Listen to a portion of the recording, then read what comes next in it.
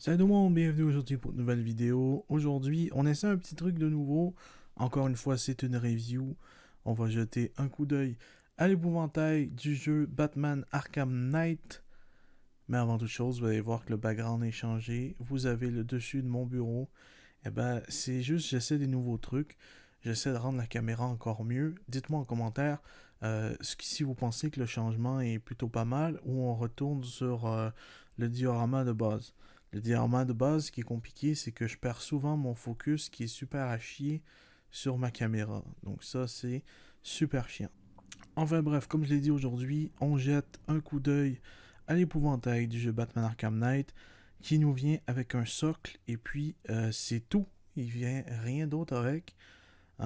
C'est vraiment une figurine qui est juste pour vraiment rester debout et puis ne pas bouger. Vous pouvez pas en faire un ninja ou quoi que ce soit. L'articulation est vraiment pas super. Puis c'est vraiment juste du look, quoi. C'est un peu ce que McFarlane fait presque tout le temps. Ça nous arrive d'avoir des petits bangers de temps en temps. Où est-ce qu'il sort des figurines qui bougent de fou. Mais là, c'est pas ça du tout. Donc déjà, elle a beaucoup de difficultés à rester debout. Donc pas mal obligé. Vous voyez, même avec le socle... voilà, donc même avec le socle, c'est assez compliqué. Même là, je l'ai pas mis de la meilleure des manières, mais... comme d'habitude, c'est au niveau des pieds, il faut arranger tout ça. On voit la petite bonbonne derrière qui est plutôt pas mal. Je me souvenais pas que dans le jeu, c'était orange.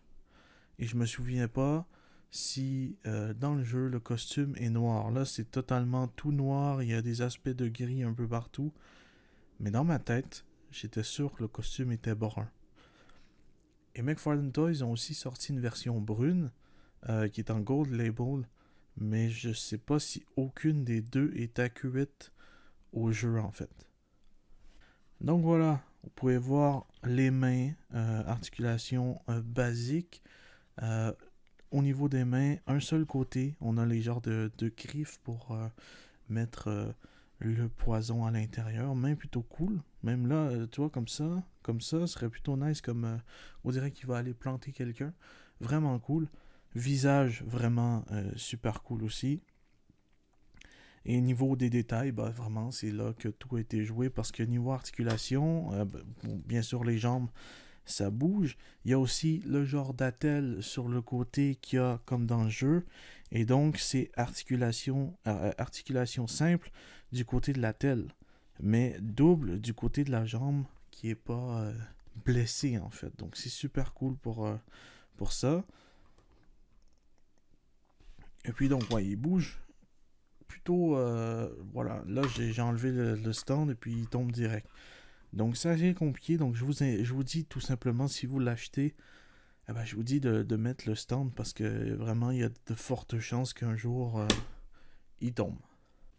Et donc, oui, c'est une figurine qui est plutôt pas mal. Si j'aurais une note à lui donner, je lui donnerais une note de passage de 6. Parce qu'en vrai, elle cherche son temps à tomber, c'est super chiant. Mais quand tu la bouges pas, elle est bien, elle est comme ça. C'est plutôt pas mal du tout. Donc voilà, c'était une petite vidéo. Je vais essayer d'en faire quelques-unes. J'ai passé quoi 3 semaines sans en faire. C'est encore du DC Multiverse parce que côté Marvel Legends, c'est assez compliqué. Je vais vous en faire une vidéo là-dessus. Je sais pas si ça va être assez vu, mais enfin bref, c'est pas très grave. Je vous dis à la prochaine. Portez bien tout le monde. Peace!